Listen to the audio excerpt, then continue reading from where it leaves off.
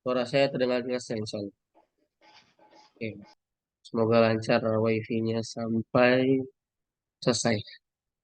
Baik, alhamdulillahirabbil alamin. Alhamdulillahilladzi hadana li hadza wa ma kunna linahtadiya laula an hadanallah. Asyhadu an la ilaha illallah wahdahu la syarikalah wa asyhadu anna Muhammadan abduhu wa rasuluhu la nabiyya ba'dah. Qala Allah ta'ala fil Qur'anil Karim. A'udzu billahi minasy syaithanir rajim. Ya ayyuhalladzina amanu taqullaha haqqa tuqatih wa la tamutunna illa wa antum muslimun.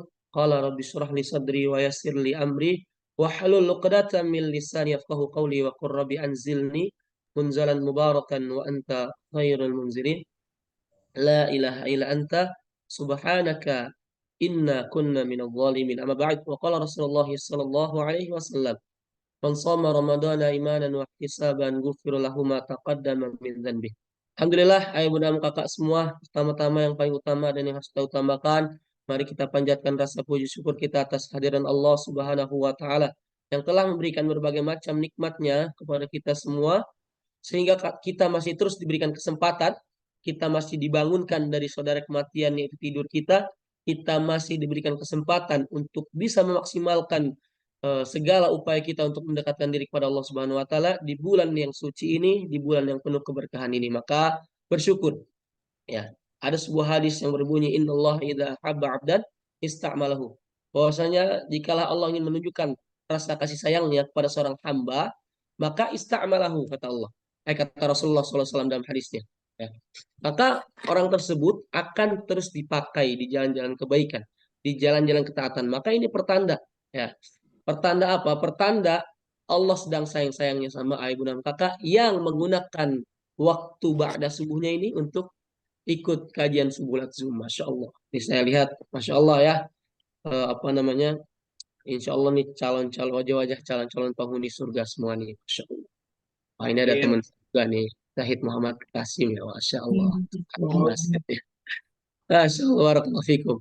Baik, ayo bunda kakak. Salat dan salam semoga senantiasa tercurah selalu pada uswatun hasanah kita yaitu baginda Rasulullah Muhammad Sallallahu Alaihi Wasallam, kepada keluarganya, para sahabatnya, dan insya Allah sampai kepada kita yang senantiasa terus mengikuti sunnahnya, ajarannya hingga akhir zaman. Insya Allah. Amin, amin, ya rabbal alamin. Maka perbanyak sholawat.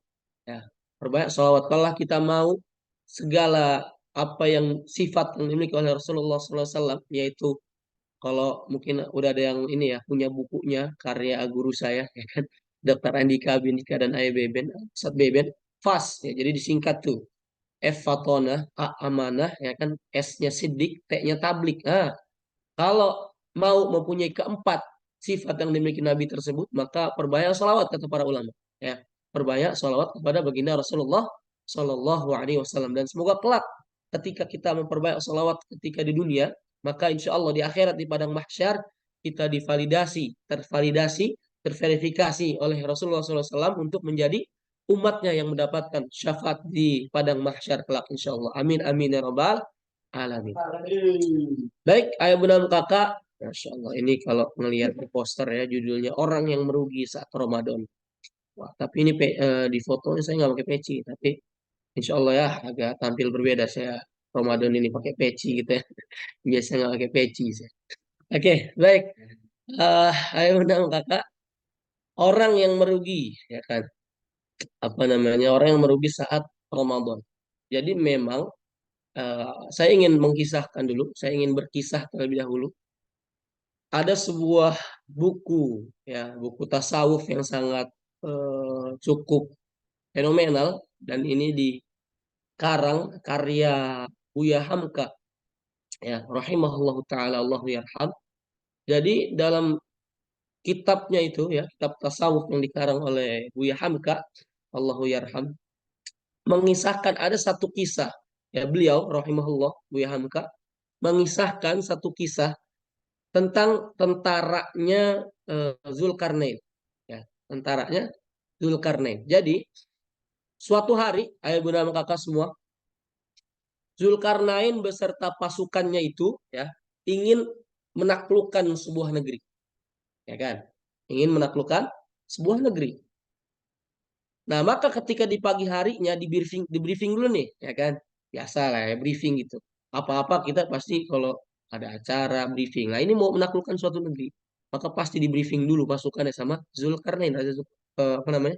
Pasukannya di briefing sama Zulkarnain. Nah, briefingnya apa?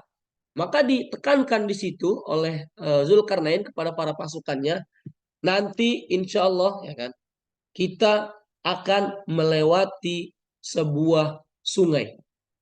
Ya, melewati sebuah sungai. Yang dimana ketika kalian nanti melewati sungai tersebut, maka ambillah setiap apa yang kalian injak ketika melewati sungai tersebut. Begitulah kurang lebih kata Zulkarnain kepada bala tentara pasukannya. Nah, maka sudah dibilang kayak gitu ya kan, oke. Oke, apa respon mereka gitu kan pasukan? Oke, siap, sami'na wa ta'na ya kan. Sami'na wa ta'na. Oke, siap. Siap 86 laksanakan, siap komandan. Kan gitu biasanya kan.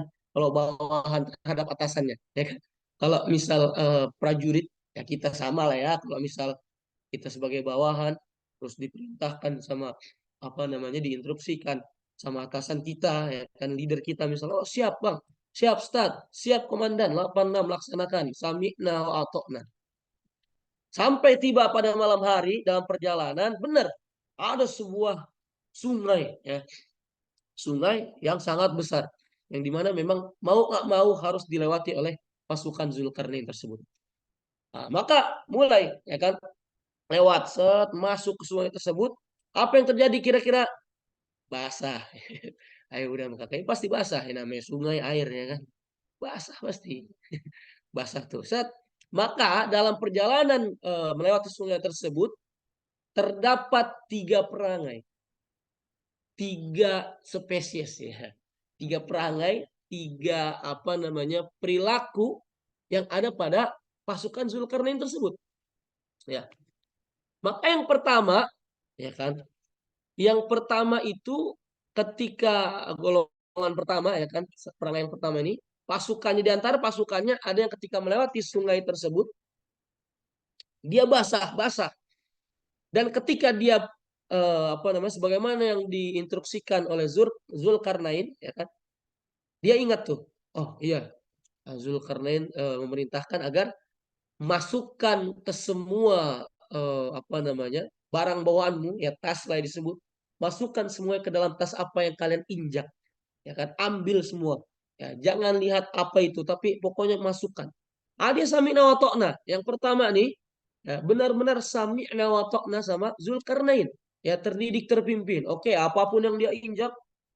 masukin semua ke tasnya ya kan ke barang muatannya masukin semua oh siap masukin capek nggak capek sampai penuh itu tas tuh ya kan sampai dia basahnya nggak cuma dari air sungainya tapi basah keringat juga nah, beda kan pokoknya semua lepek kulitnya jadi walaupun lewat sungai basah karena air tapi basah juga karena keringat beda kalau basah karena keringat walaupun dia lagi apa namanya eh, apa namanya ya di dalam air ya beda gitu gerah pasti kan gerah capek yang dialami oleh golongan yang pertama ini capek berat lelah letih ya kan pokoknya lemes lah capek tapi ya tetap sami nawatokna sama perintah Zulkarnain ya terdidik terpimpin sama perintah Zulkarnain nah terus golongan yang kedua ya kan dia ketika melewati sungai tersebut apa perangainya dibilang taat, dibilang nggak taat nggak juga. Karena golongan yang kedua ini dia tetap melaksanakan apa yang diperintahkan oleh Zulkarnain, tapi cuma milih-milih. Apa? Enak, pengen enaknya aja, milih enaknya aja gitu.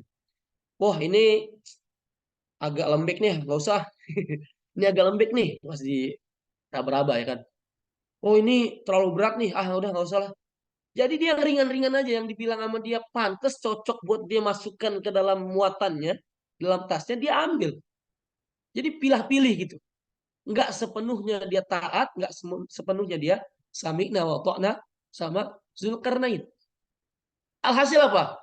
Iya sih ada barang muatan, tapi dia tetap apa namanya enjoy gitu, menikmati perjalanan karena cuma sedikit yang dia bawa gitu loh. Ya kan? Cuma sedikit. Jadi cuma ya kalau yang tadi yang pertama sampai luber, sampai penuh tasnya, ini yang kedua mungkin cuma apa namanya? Apa disebut ini? Dua sekepal tangan mungkin ya. Ya, dua tangan inilah kurang lebih. Mungkin cuma segitu. Sehingga dia tetap enjoy aja gitu, menikmati. Ah, aman, dia ringan gitu, ringan. Basah nggak basah, tetap sama air, tapi nggak capek gitu, ya kan? Nggak terlalu capek gitu, ya kan? Santai, nggak keringetan. Mungkin keringetan cuma dikit gitu loh. Tapi tetap dia enjoy karena tidak berat barang muatannya yang apa yang dia ambil dari dalam sungai tersebut. Nah, itu yang kedua. Lalu yang ketiga, ayah bunda kakak semua, golongan yang ketiga itu adalah, wah ini yang parah, ya. Yang sama sekali cuma sami'na wa ta'nanya di mulut. Padahal aslinya sami'na wa asoina. Kami dengar, kami membangkang, ya. Kami dengar, kami berkhianat. Nah, ini bahaya nih. Ya, dia cuma dengar tapi dia nggak taat. Oke siap, cuma di mulut aja. Oke siap, Zulkarnain, sami'na wa ta'na, terdidik terpimpin. Siap, 86 komandan, laksanakan, gitu kan. Ya kan? Tapi apa ketika melewati sungai? Ketika melewati sungai, waduh ini saya agak pilek sama batuk ya. Jadi ketika melewati sungai yang ketiga ini golongannya perangainya apa? Dia sama sekali tidak membawa apa-apa dari melewati hasil dari melewati sungai tersebut. Ah, males ah gitu kan bahasanya. Ah, udah ngapain sih ngambak berat ini males ah. Ntar gue capek lagi ya kan. Udah biarin amat lah ini mah nanti juga bisa. Baliknya aja. Gitu dia. Ya kan. Sami'na wa asoina. Kami dengar kami ingkar. Nauzubillah. Maka apa? Alhasil ketika sudah melewati sungai tersebut. Sudah sampai ke dasar. Apa namanya? Ya sudah melewati lah ya. Udah apa namanya? Udah nginjek tanah lah. Udah bukan air lagi. Udah sampai di ujung gitu kan. Maka hasilnya apa? Golongan yang pertama, ketika dia tadi sami'na wa ta'na, apapun yang dia temukan dalam perjalanan sungai itu dia masukkan ke dalam muatannya, dia masukkan ke dalam tasnya, maka ketika disuruh buka sama Zulkarnain, oke, sekarang buka semua apa yang kalian bawa dari hasil melewati sungai tersebut, kata Zulkarnain, ya kan? Maka tadi golongan yang pertama, ya, perangai yang pertama ketika membuka, iya sih capek. Dia pokoknya pas nyampe ujung sungai itu, udah ngelewati sungai, ngos-ngosan, ngos-ngosan, pokoknya ngos-ngosan. Capek, mukanya merah, keringetan, lusuh semua. Ya, pokoknya lelah banget lah. Apa namanya?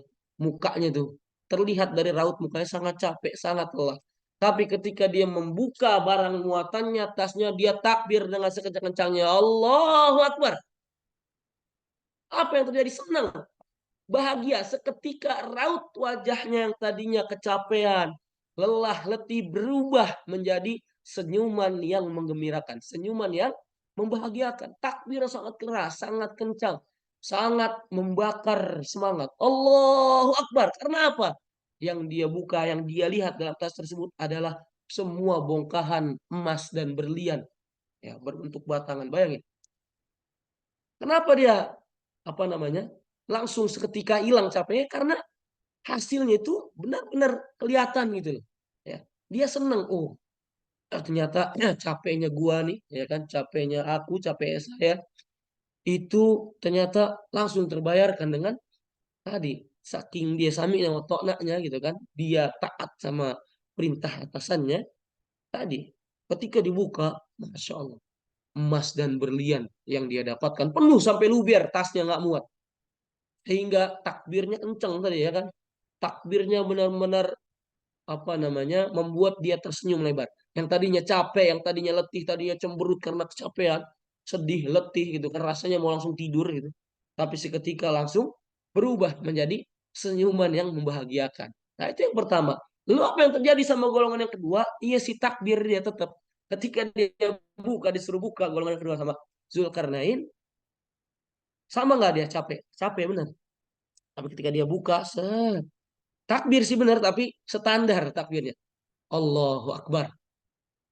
Allahu Akbar. Cuma gitu doang. Karena apa? Yang dia dapatkan cuma sedikit. Ya kan? Iya sih dapat, tetap ada berlian emas yang didapatkan, tapi cuma sedikit tadi, mungkin cuma seini aja nih, dua kepal tangan nih, ya kan segini, ya kan. Cuma sedikit, sehingga dia tidak merasa bahagia yang begitu membahagiakan, seneng yang cuma standar gitu, standar gitu loh, raut wajah itu standar, Allah itu doang, nggak sekeras golongan yang pertama tadi sampai Allahu Akbar, ya kan. Golongan yang kedua cuma Allahu Akbar, gitu lah, kurang lebih. Karena dia cuma sedikit, ya kan? Cuma sedikit, nggak maksimal dia, nggak maksimal ketika tadi melewati sungai tersebut. Nah, lalu apa yang terjadi oleh golongan ketiga? Ketika dia buka tasnya, hampa, nggak ada yang ditemukan. Terus gimana? Tetap takbir nggak? Tetap, tapi Allahu Akbar, Allahu Akbar. Jadi takbirnya pasrah gitu ya, Bunda Kakak. Ya. Karena apa? Karena nggak ada yang dia dapat gitu. Karena nggak ada yang dia dapat, kosong, nol, ya kan? Sehingga dia yang tadinya seneng, ya kan?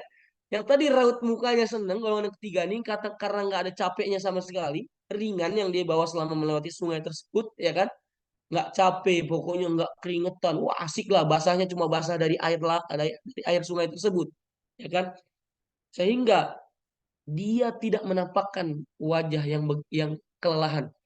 Tapi ketika dia sudah buka tasnya, tidak ada yang didapatkan, maka seketika wajah yang tadinya seneng, yang tadinya nggak ada kecapean, pokoknya gembira, berubah jadi murung langsung, langsung sedih, langsung langsung menyesal, ya kan? Langsung pokoknya, wah mukanya pokoknya hina lah, ya mukanya hina. Ya. Takbirnya tadi pelan, Allahu Akbar, Allahu Akbar. Jadi sedih gitu loh, ya kan? Raut mukanya beda, sama ya golongan pertama dan golongan yang kedua. Nah, maka kalau kita ambil ya kan, maka pilihlah. Pilihlah kita mau di golongan pertama, kedua atau ketiga. Ketika kita melewati bulan suci Ramadan ini, maka tadi ya, ketika nanti tiba satu Syawal, kita takbiran, kita siap-siap sholat Id, ya kan? Bergema takbir, Allahu Akbar, Allahu Akbar, Allahu Akbar. La ilaha illallah, wallahu akbar. Allahu Akbar walillahil hamd. Pilih kira-kira takbir kita, takbir golongan orang yang pertama yang begitu semangat karena dia melewati hari-hari di bulan suci Ramadan ini dengan maksimal, ya, dia merasakan apa namanya? Manfaatnya, dia merasakan keberkahannya, ya kan? Dengan wasilah dia memaksimalkan apa-apa yang dia bisa lakukan untuk Allah dan Rasulnya, mendekatkan diri kepada Allah dan Rasulnya, sehingga ketika datang satu Syawal, semuanya dia keluar semua air matanya, menangis bahagia, takbirnya begitu kencang. Atau kita milih golongan yang kedua nih, apa kita termasuk golongan yang kedua yang cuma standar aja? Allahu Akbar, Allahu Akbar, cuma ikut-ikutan aja. Jadi nggak ada rasa apa namanya seneng gitu yang memang benar-benar maksimal bahagia ketika sudah melewati bulan suci Ramadan. Nah itu akan nampak nanti. Yang nggak bisa dibuat-buat. Lihat aja nanti satu Syawal. Ya. Itu golongan kedua. Apa kita lebih parah lagi? Mau jadi golongan yang ketiga. Yang sama sekali nggak dapat apa-apa. Yang sama sekali ketika datang bulan suci Ramadan nggak mau memaksimalkan apa-apa yang dia lakukan untuk mendapat meraih keberkahan bulan suci Ramadan, sehingga nanti datang satu Syawal udah biasa aja dia kayak nggak terjadi apa-apa, ya kan? Kayak bulan Ramadan tuh kayak bulan-bulan sebelumnya ya biasa aja, udah ngalir aja, let it flow, ya kan? Seperti air yang mengalir, dia menjalani hari-hari di bulan suci Ramadan, sehingga tidak ada yang dia dapatkan.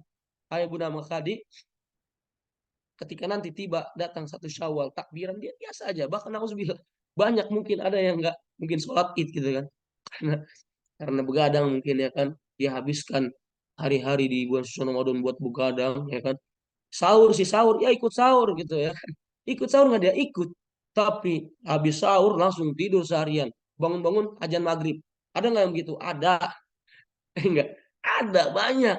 Ah, jangan sampai kita begitu karena nanti akan termasuk golongan yang ketiga tuh. Ya kan? Udah biasa aja gitu loh. Jadi nggak ada impactnya terhadap dirinya. Nauzubillah. Ya kan?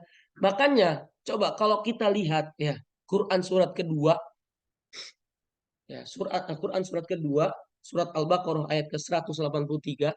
Ya, saya bacakan ayatnya ini sudah tahu semua pasti. Ya.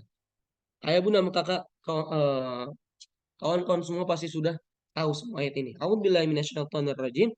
يا أيها الذين آمنوا كتب عليكم الصيام كما كتب على الذين من قبلكم كما كتب على الذين من قبلكم لعلكم تتقون.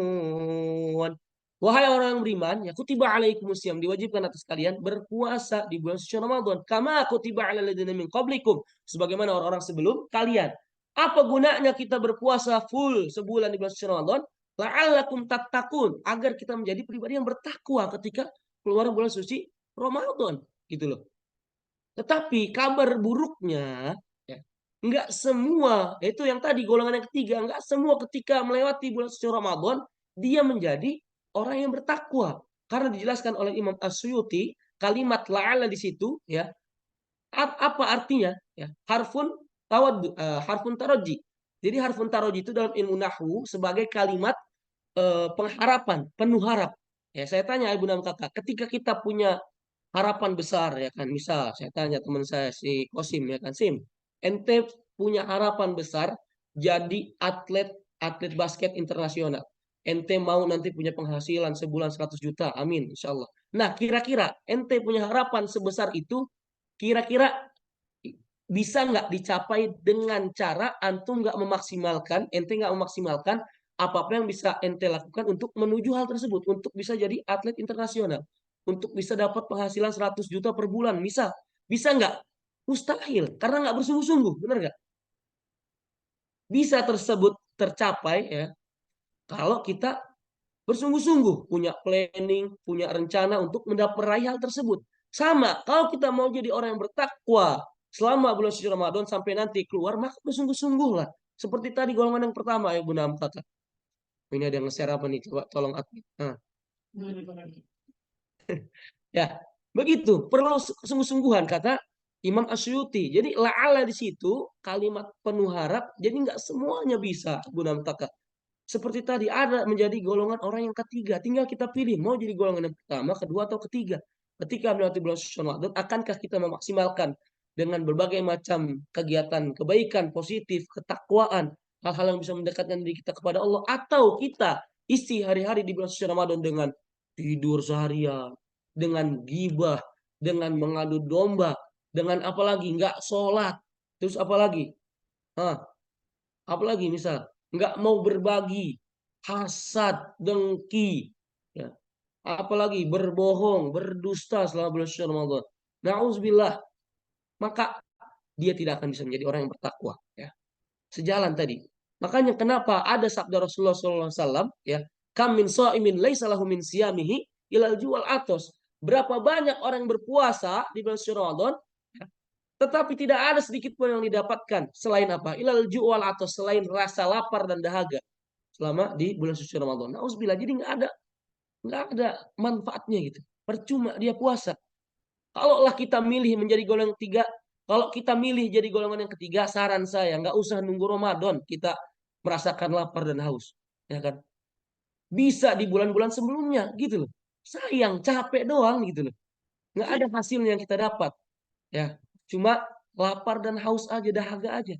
Jadi nggak usah nunggu bulan suci Ramadan. Ayo bunda kakak, kalau kita mau jadi golongan yang ketiga tadi, nggak dapat apa-apa, cuma capek doang, gitu loh. Ya, let it flow, mengalir aja gitu. Ah, nauzubillah. Maka kalau kita mau menjadi la'allakum tattaqun seperti apa yang Allah harapkan, maksimalkanlah setiap waktu di bulan suci Ramadan ini untuk berbagai macam cara kita ya menjalani ketaatan kepada Allah Subhanahu wa taala. Bulan Ramadan syahrul Quran, maksimalkan untuk bisa dekat dengan Al-Quran, ya kan? Bulan Ramadan apalagi waktunya, setiap waktu di bulan suci Ramadan itu mustajab, maksimalkan untuk terus berdoa, ya. Setiap waktu ada golongan, tiga golongan orang yang ketika dia berdoa itu tidak akan pernah tertolak doanya. Pasti kabul, dikabul sama Allah. Salah satu diantaranya adalah orang yang berpuasa sampai dia berbuka. Banyakin doa lagi puasa. Ayo nama kakak. Ya, banyakin berdoa. Kalau kita tahu Allah mudahkan kita untuk melakukan amal soleh di bulan suci Ramadan ini, itu tadi maksimalkan, ya, maksimalkan. Jangan sampai kita tidak memaksimalkan, bahkan kita terbawa oleh hawa nafsu kita yang buruk-buruk tuh untuk melakukan hal-hal yang tidak diridhoi oleh Allah Subhanahu wa taala. Auzubillah. Karena bagaimanapun ya, puasa itu kalaulah kita benar imanan wahtisaban dalam menjalani hari-hari di bulan suci Ramadan dengan penuh keimanan dan rasa harap kepada Allah Subhanahu wa taala, maka pasti itu akan membuat kita bertakwa, ya. Saya tanya sekarang, puasa itu ayo bunda kakak, ya, secara fisik itu, secara kasat mata terlihat nggak sih saya nih menjalani ibadah puasa, kira-kira orang lain tahu nggak saya lagi puasa? Nggak tahu, belum tentu gitu loh. Tapi kalau ibadah-ibadah yang lain kayak sholat, zakat, ya kan, sedekah, infak, ya, menyantuni anak yatim, terus apa lagi, eh birrul walidain dan semisalnya itu kan kelihatan, kita bisa lihat. Tapi kalau puasa, cuma Allah dan kita aja yang tahu kita lagi puasa apa enggak. Bisa aja nih, ya kan, bisa aja si teman saya misal si Kak, si Kosim, bisa aja dia ngakunya puasa gitu sahur sama orang tuanya, tapi main sama temennya dia di siang hari, ya kan, lagi naik motor, tiba-tiba setangnya belok sendiri ke warteg gitu. Ya kan, setangnya belok sendiri ke warteg, ya, membatalin, dia batalin, kan bisa aja nggak ada yang tahu, ya kan, diam-diam dia batalin puasanya, tapi ketika balik ke rumah sore mau azan maghrib dia tetap ngaku sama orang tuanya untuk puasa, mak saya mak, puasa saya mak. Wah, maknya percaya nggak? Percaya, karena kita nggak tahu gitu, ya kan. Cuma Allah dan dirinya yang tahu. Makanya puasa itu juga untuk melatih kita agar benar-benar kita tuh ihsan, ya kan. Benar-benar kita merasa diawasi sama Allah. Karena cuma Allah dan kita aja yang tahu gitu loh. Ya kan? Makanya dalam hadis qudsi Allah Subhanahu wa taala tuh berfirman yang artinya antara aku dan hambaku, ya. Puasanya hambaku itu adalah untukku, ya kan. Aku langsung yang balas nanti balasannya di surga kata Allah di akhirat kelak. Makanya jangan jangan heran ada nama pintu surga khusus yang bernama Babur Royan. Ya, Babur Royan itu diperuntukkan untuk ahli puasa. Ya, orang-orang yang benar-benar ya pokoknya dia maksimal di bulan suci Ramadan. Ya. Dan ketika bulan suci Ramadan kebawa tuh terus kebiasaan puasanya, dia tetap puasa sunnah, ya kan, dan seterusnya berbagai macam ketaatan seterusnya dan seterusnya. Nah itu ayah bunda dan kakak, ya, jadi yuk kita maksimalkan bulan suci Ramadan ini untuk benar-benar kita bisa mendekatkan diri kepada Allah Subhanahu Wa Taala dan Rasulnya Shallallahu Alaihi Wasallam, agar apa? Agar kita tadi menjadi golongan yang pertama seperti pasukannya Zulkarnain, memang capek-capek begadang habiskan waktu untuk dekat dengan Quran, apalagi nanti nih kita udah mau udah setengah perjalanan, kita sekarang ada di dalam sungai itu, ya, kita sekarang ada di dalam sungai itu, nanti tinggal pilih, ya, ketika nanti udah tiba 10 hari terakhir, 10 malam terakhir, kita maksimalkan nggak tuh, ya kan. Yuk yang belum, yang merasa belum maksimal, maka maksimalkanlah dari sekarang sampai nanti akhir bulan suci Ramadan, ya, karena bagaimanapun ya itu kita sedang berada di sungai tersebut sekarang nih, ayah bunda kakak, ya. Kalaulah kita memang milih mau jadi golongan yang pertama, ya udah maksimalkan. Pasti capek, pasti capek. Kurang tidur. Oke, kalau bisa kurang tidur, ya udah kurang tidur. Karena menghabiskan waktu, menghidupkan malam-malam nanti, apalagi 10 malam tetap, 10 malam terakhir, ya kan, 10 hari terakhir maksimalkan. Kencangkan sarung-sarung kita bagi yang ikhwan. Ya, sebagaimana Rasulullah SAW ketika masuk nanti di penghujung Ramadan, 10 hari terakhir, bukanlah kefuturan yang ditampakkan, bukanlah apa namanya ketidakseriusan, tapi justru makin serius, makin bersungguh-sungguh di sisa-sisa hari Ramadan. Kata Siti Aisyah radhiallahu anha, Rasulullah itu ketika sudah masuk di 10 hari terakhir, ya kan, apa yang dilakukan? Menjauhi istri-istrinya, ya, menjauhi istri-istrinya. Apalagi dia mengencangkan sarungnya. Artinya apa? Benar-benar bersungguh-sungguh, ya kan? Ya kan? Bahkan Rasulullah menjadi sangat dermawan dan seterusnya dan seterusnya. Nah, itu Rasulullah. Ayo kita contoh Rasulullah Shallallahu Alaihi Wasallam. Ayo bunda kakak, ya. Jangan malah 10 hari terakhir di penghujung Ramadan udah bukan masjid lagi yang rame. Yang di mana? Yang rame di mana? Di mall. Ya kan, di Ramayana, di Matahari, di ATC, apalagi. Wah, pokoknya semua tempat perbelanjaan lah itu yang rame itu. Itu salahnya kita, ayo bunda kakak. Jadi yuk, jadi jangan seperti golongan yang ketiga. Yang ketika nanti ketika berarti bulan suci Ramadan nggak ada yang dia dapat, nggak ada yang dia dapat, bahkan sama aja seperti bulan-bulan sebelumnya. Makanya kalaulah kita nauzubillah ya Golongan yang ketiga itu kalau saya bilang adalah golongan yang celaka. Ya, rugi, nggak sekedar rugi, ya nggak sekedar rugi, celaka. Kan kata Rasulullah jelas, orang yang hari ini lebih baik dari hari kemarin, ya kan, maka dia orang beruntung. Orang yang hari ini sama aja seperti hari kemarin, dia merugi. Dan orang yang parah itu tadi mungkin golongan yang ketiga kalau saya ibaratkan. Orang yang parah adalah orang yang hari ini, ya kan, bulan ini, ya, lebih buruk dari bulan kemarin. Maka dia orang yang celaka kata baginda Rasulullah Shallallahu Alaihi Wasallam. Makanya itu. Sekali lagi, tinggal kita kembali kepada diri kita masing-masing, ibu, maka pilih yang mana kita. Golongan satukah yang benar-benar dia menjalani hari-hari bulan suci Ramadan dengan penuh dengan ketaatan. Capek sih capek, iya capek, tapi nanti ketika satu Syawal dia menggemakan takbir dengan sangat gembira. Allahu Akbar, ya kan? Masya Allah, senang. Benar-benar dia rasakan ya keberkahan dari bulan suci Ramadan. Atau kita jadi golongan yang kedua yang biasa-biasa aja. Biasa aja sih. Udah begitu aja udah dilewatkan Ramadan. Ya kan? Standar seperti hari-hari biasanya gitu loh. Rutinitasnya nggak ada peningkatan dari segi kualitas dan kuantitas kita dia dalam mendekatkan diri kepada Allah. Atau kita jadi golongan ketiga tadi, orang yang celaka. Ya, bahkan dia habiskan bulan suci Ramadan dengan ya hal-hal yang tidak diridhoi oleh Allah. Nauzubillah. Ya, tadi dia tetap ngegibahnya jalan, ya kan? Mengadu dombanya jalan, menghardik anak yatimnya jalan, nggak nggak mau berbagi, ya kan? Bahkan dia nggak sholat. Puasa sih puasa tapi nggak sholat. Nah, ya jadi itu ayah bunda kakak semua tinggal kita pilih. Saran saya yuk kita maksimalkan sama-sama bareng-bareng. Masih ada waktu, masih ada waktu. Al amal bi khawatim biha. Amal itu tergantung akhirnya. Akankah kita eh, apa namanya pilih ya kan? Akankah kita mengupayakan akhir dari Ramadan ini husnul khatimah atau suul khatimah? Nah, begitulah kurang lebih bahasa saya. Ya.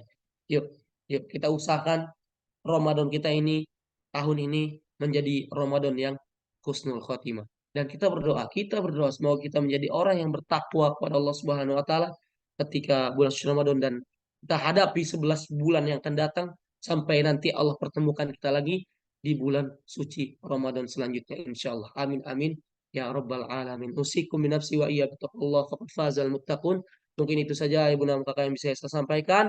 Kurang lebihnya mohon maaf segemuk-gemuknya ikan pasti masih ada tulangnya, sekurus-kurusnya ikan pasti masih ada dagingnya. Ambil dagingnya, buang tulangnya. Ambil baiknya, buang buruknya.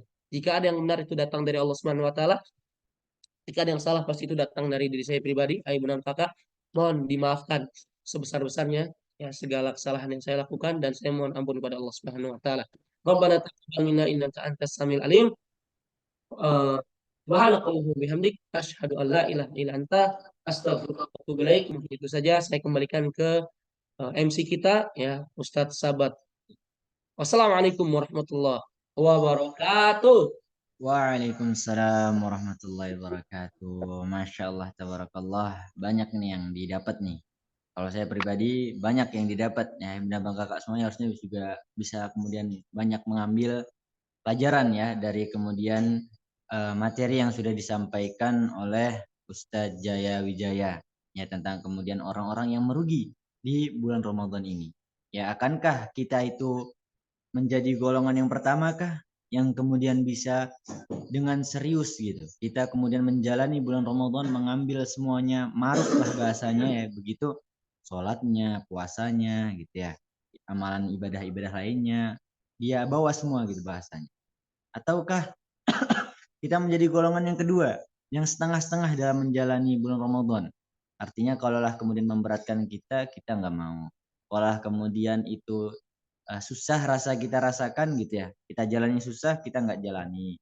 Ataukah justru kita menjadi golongan yang ketiga, naudzubillah, ya yang kemudian melewatkan semuanya gitu. Bahkan sampai amalan wajibnya saja mungkin kita tinggalkan gitu ya. Tadi kalau sempat kemudian saja singgung ya, tiba-tiba tuh motor suka belok sendiri gitu ke warteg kan katanya.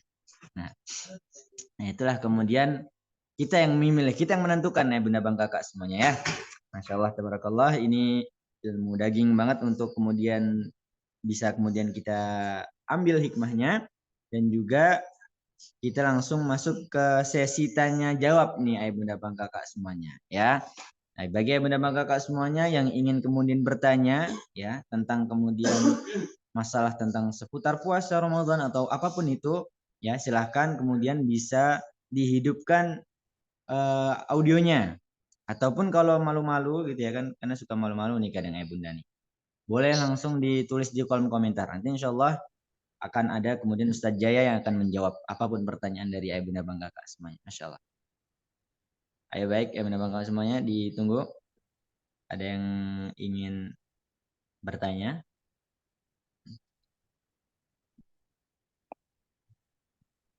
Oke, ada yang izin bertanya. Silahkan Ibu.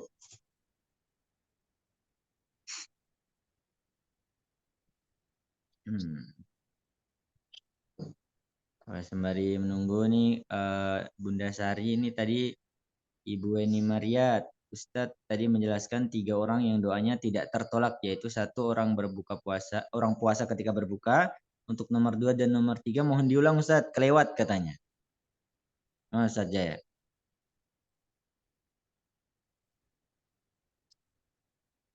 Ya.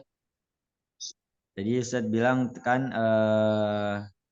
apa namanya orang yang 3 orang yang tidak tertolak doanya gitu kan. Yang pertama tadi orang yang berpuasa sampai dia berbuka. Nah 2 yang ketiga apa Ustaz? Tadi lupa ibunya belum mencatat. Oke.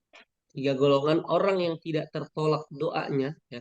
Salah satunya tadi adalah orang yang berpuasa sampai dia berbuka. Lalu yang kedua itu pemimpin yang adil. Ya, kayak Bunda Kakak. Jadi pemimpin tuh ya memanglah apa namanya berat berat. Tapi kalau dia adil, imamun adil, menjadi pemimpin yang adil, dia tidak zolim, ya kan sama orang yang dia pimpin, tidak semena-mena dia sama orang yang dia pimpin, maka doanya mustajab. Doanya mustajab. Lalu apa yang ketiga? Orang yang terzolimi itu nggak akan tertolak tuh doanya. Jadi hati-hati.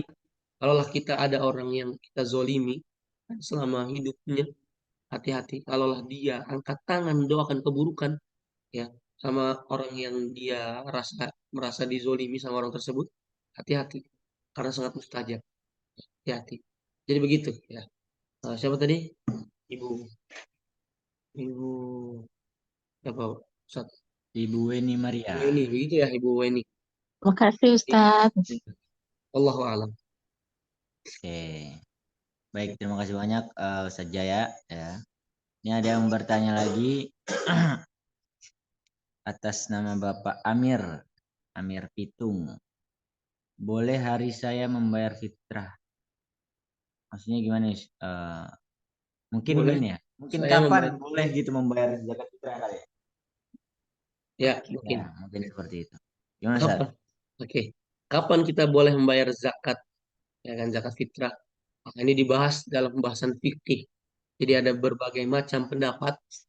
Ada yang bilang pendapat tuh dari awal Ramadan tuh udah boleh sampai akhir Ramadan. Jadi kalau dalam bayar zakat tuh ada waktu wajib ya kan, ada waktu sunnah, ada waktu haram, ya kan, ada waktu makruh, ya begitu.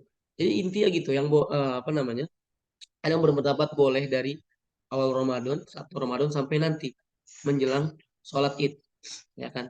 Terus ada yang bilang juga waktunya itu antara apa namanya di penghujung bulan suci Ramadan, ya kan. Biasanya itu orang-orang tuh ya kalau di dekat rumah saya itu 10 hari terakhir lah udah mulai itu bayar zakat fitrah, ya kan. Lalu waktunya dari apa namanya dari malam takbiran sampai khotib naik mimbar ketika sholat id. Nah itu waktunya. Jadi silakan Bapak ya tinggal dipilih. Tapi yang paling banyak pendapatnya itu ya biasanya ya kalau udah penghujung Ramadan tuh di 10 hari terakhir begitu ya. Ya kan? Baru tuh langsung berbondong-bondong untuk bayar zakat di 10 hari terakhir. Kenapa? Karena dia ingin mengincar itu. Ya kan malam nih terawih, habis terawih itu biasanya itu dikasih zakatnya. Ya kan? Untuk apa? Untuk mereka tuh berkeyakinan, ya kan?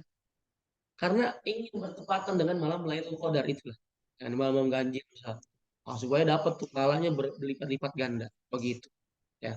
Wallahu alam. Jadi itu ada banyak versi pendapat oleh para ulama yang menjelaskan tentang kapan waktunya kita udah boleh zakat fitrah. Begitu. Wallahu a'lam. Oke, Masya Allah. Tabarakallah. Terima kasih saja ya atas jawabannya. Masya Allah. Semoga bisa dipahami ya tadi Bapak Amir ya. Ini ada yang angkat tangan nih. Ibu Armiani dari Lombok. Silahkan, Ibu. Ya, terima kasih banyak. Atau Bapak. Assalamualaikum warahmatullahi wabarakatuh. Waalaikumsalam warahmatullahi wabarakatuh. Eh, ini baru pertama kali bergabung, Ustadz. Semoga istiqomah. Oke, saya Amin. mungkin ada dua pertanyaan terkait dengan umroh dan riba, Ustadz. Nah, pertanyaan saya gini, kalau misalnya umroh itu pembiayaan dari bank gitu, bagaimana hukumnya? Karena kan perbankan misalnya perbankan yang konvensional, artinya kan ada riba di situ. Padahal kita kepingin juga beribadah, artinya kita mau berdoa di sana supaya lebih lebih berkah apa segala macam. Nah, hukum riba pada saat kita melakukan umroh itu seperti apa? Itu yang pertama, Ustadz. Yang kedua, ketika orang tua kita sudah meninggal, amalan apa yang harus kita lakukan sebagai seorang anak untuk supaya kita bisa memberikan terus-menerus terhadap orang tua kita yang sudah meninggal? Mungkin itu saja, Ustadz. Terima kasih banyak. Assalamualaikum warahmatullahi wabarakatuh.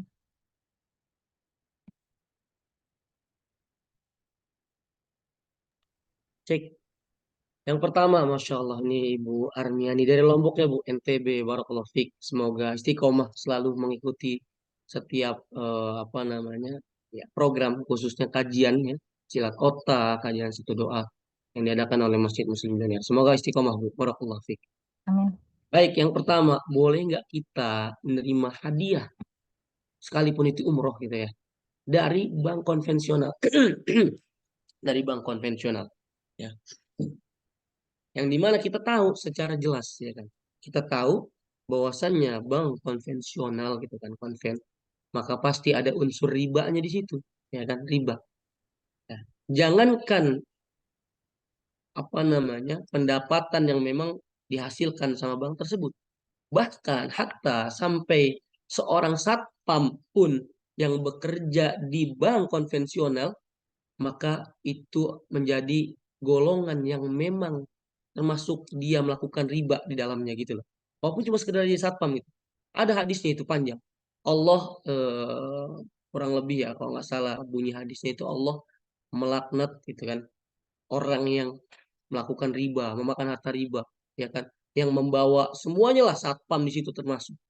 Nah, jadi saran saya untuk menjaga keberkahan dari ibadah ya, ibadah tersebut, saran saya lebih baik apa namanya nggak usah diterima, nggak usah diterima, cari aman aja kita ya Bunda, cari aman aja, karena ulama ya yang saya tahu ulama berpendapat nah itu haram, kita nggak boleh ya, kita nggak boleh sekalipun itu hadiah umroh gitu, hadiah dari bank konvensional, jadi lebih baik kita tolak ya, bilang aja maaf Wan itu kan saya nggak bisa menerimanya begitu, jadi lebih baik kita tolak aja.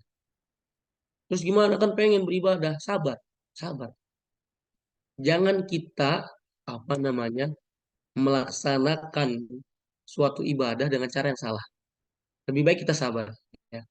Karena ya itu tadi boleh jadi ya mungkin menurut kita baik gitu, ya kan? Tapi nggak baik menurut Allah karena ada unsur hal-hal yang Allah haramkan di situ. Nauzubillah. Ya. Bisa jadi nanti nggak berkah tuh ibadahnya, ya kan? Umrohnya mungkin mungkin nanti ada kendala dalam perjalanan dan seterusnya dan seterusnya. Nauzubillah. Nah, kita untuk menjaga hal tersebut, jadi pastikan pastikan kita tidak ada unsur Allah apa ya namanya, tidak ada unsur yang Allah haramkan ketika melaksanakan ibadah tersebut ya, begitu. Sama lah kayak orang berdoa nih, kan ada hadisnya tuh, ada orang berdoa kata Rasulullah SAW, dia berdoa pokoknya khusyuk betul ya kan, khusyuk betul gitu loh, tetapi apa, nggak Allah kabulkan. Sebab apa? Karena dia apa yang dia makan adalah makanan haram, penghasilannya dari hasil yang haram, bajunya yang dia pakaikan, yang dia pakai itu hasil dari haram gitu loh.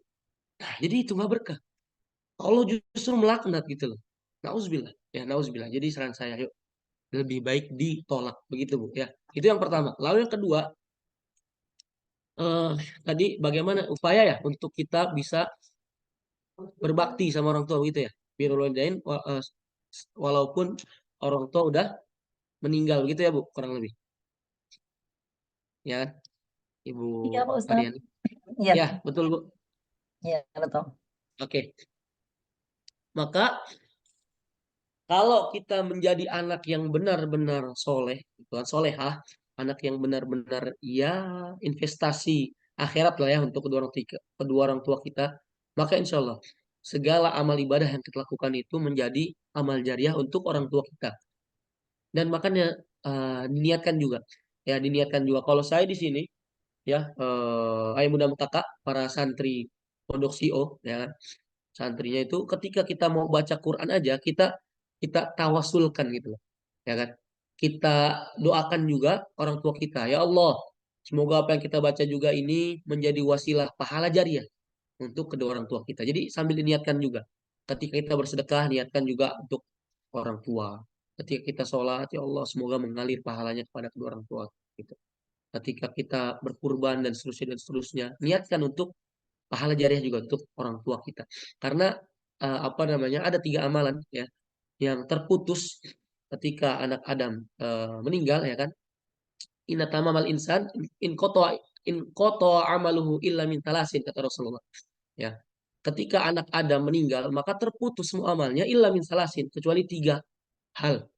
Yang pertama sedekah jariah, yang kedua au ilmin yuntafa'u bihi, ilmu yang bermanfaat, lalu yang ketiga awaladun soleh yada'ulah. Nah itu anak yang senantiasa mendoakan kedua orang tuanya, ya kan, dia nggak lupa sama orang tuanya, rutin dia ziarah kubur, ya kan, doakan orang tuanya di situ kan. Terus dia itu tadi meniatkan semua apa-apa yang dia kerjakan, kebaikan kebajikan yang dia kerjakan, dia niatkan untuk orang tuanya. Bersedekah atas nama orang tua boleh, boleh, bagus, ya kan, maksimalkan apa yang kita bisa maksimalkan untuk menjadi pahala jariah untuk orang tua kita yang sudah meninggal. Jadi begitu Bu. Ya, niatkan semuanya apa yang kita lakukan juga untuk pahala jariah untuk kedua orang tua kita kalau memang sudah meninggal. Walaupun ya kalau secara hadis tersebut insya Allah udah auto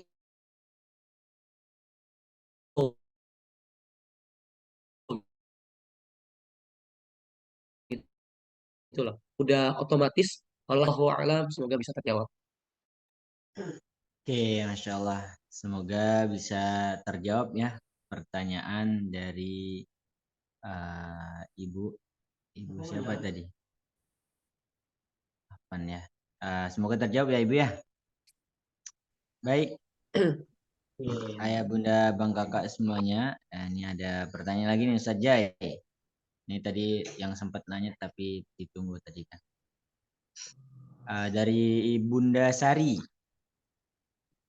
Afwan, bagaimana hukumnya Ustaz saat menjalankan ibadah puasa dari awal sampai dengan hari ini, kondisinya saya itu dizolimi suami karena suami ketahuan berbohong dan sebagainya.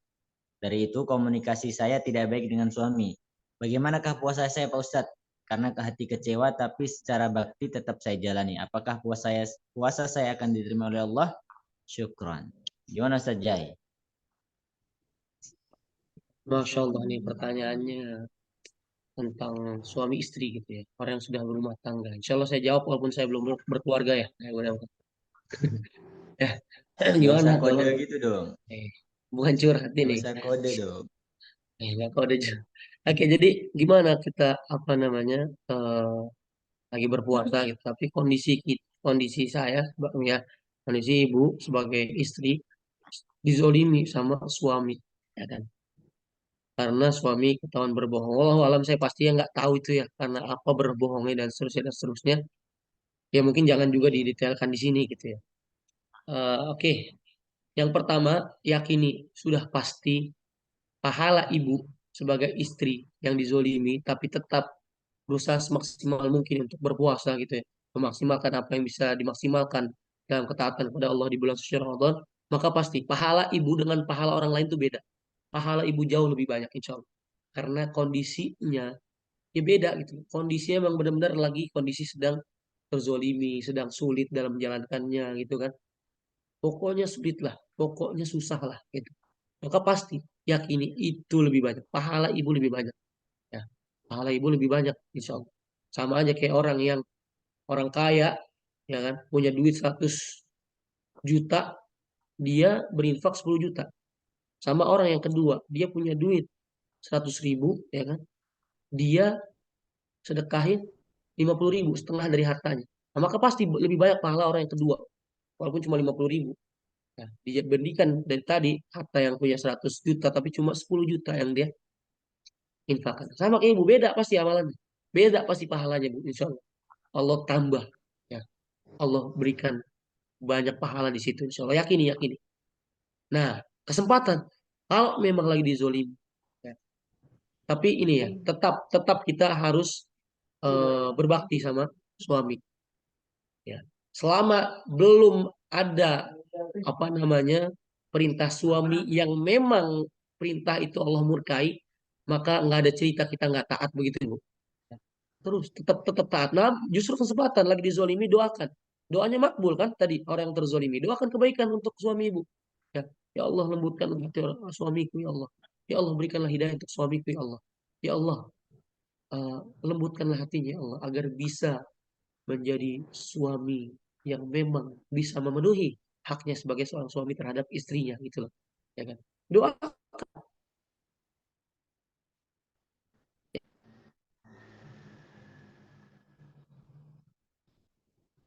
doakan, doakan. Jangan sampai perintah hal yang dimurkai sama suami ibu, maka terus taati. Ya. Beda cerita kalau dia udah menyuruh hal-hal yang dimurkai oleh Allah gitu, hal-hal kemaksiatan yang dimurkai, maka jangan jangan diiyakan, jangan dilaksanakan. Karena bagaimanapun la ta'ati fi makhluk fi maksiatil khaliq. Tidak ada ketaatan terhadap makhluk dalam bermaksiat kepada sang khalik, pada Allah Subhanahu wa taala. Sekalipun dia suami kita, sekalipun dia istri kita. Kalau dia menyuruh hal-hal yang dimurkai oleh Allah, jangan ditaati. Tapi kalau selama dia masih apa namanya, dia berlaku sebagai seorang suami, walaupun memang agak zolim gitu, ya kan? Tetap ya penuhi hak kita sebagai istri terhadapnya, gitu loh, ya kan? Doakan, doakan, doakan. Tadi yakini Ramadan itu semua waktu Ramadan tuh mustajab. Doakan, maksimalkan untuk berdoa. Ya, maksimal, jangan pernah putus untuk doakan suami ibu, gitu loh, ya kan? Pasti Allah ijabah. Pasti Allah ijabah. Jangan lelah Bu untuk mendoakan. Ya Allah, percuma Ustaz, ini udah dari jauh-jauh hari sebelum Ramadan. Jangan pernah henti doakan. Ya. Nah, itu penyakit kita tuh. Penyakit kita tuh doa nggak dikabulin sehari, 2 hari, 3 hari, seminggu, sebulan, setahun, udah lemes. Udah nggak mau berdoa lagi sama Allah. Itu salahnya kita gitu. Coba kita lihat sirah para nabi gitu lah. Ya kan? Nabi Zakaria, sampai kapan dia berdoa? Ya kan? Sampai kapan? Dijelaskan di surat Maryam 18, surat ke-19, surat ke-19 ayat keempat, ya kan? Qala rabbi inni wa hanal 'azmu minni. Sampai tulang belulangnya itu Nabi Zakaria sampai tua dia tuh, sampai lemah fisiknya, tulang belulangnya tuh udah lemah, ya kan?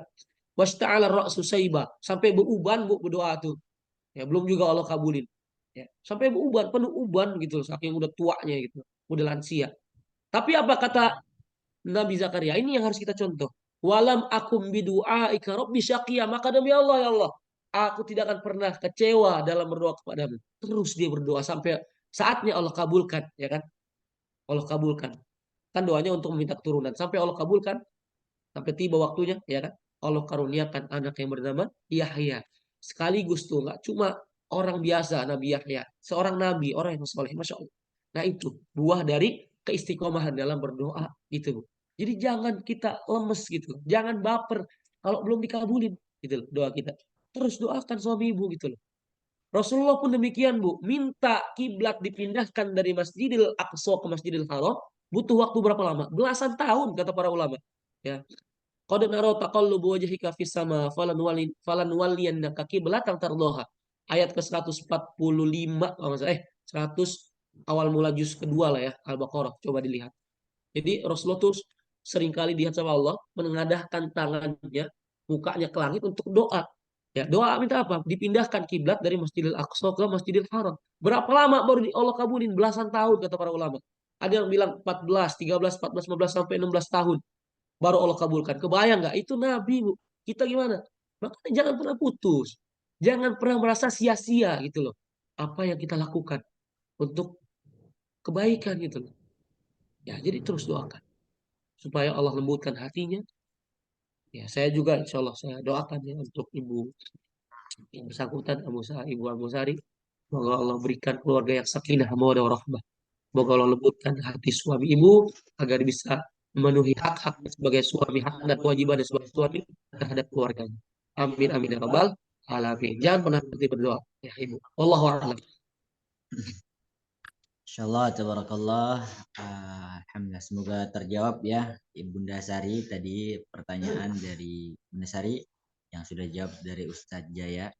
Semoga bisa kemudian menjadi jawaban yang bisa kemudian ya menenangkan hati seperti itu ya. Baik ya Bunda Bang Kakak semuanya, ini rasa-rasanya kalau lah kemudian kita lanjut sesi tanya jawab nih kayaknya bakal sampai zuhur kayaknya. Bakal sampai maghrib kayaknya ya.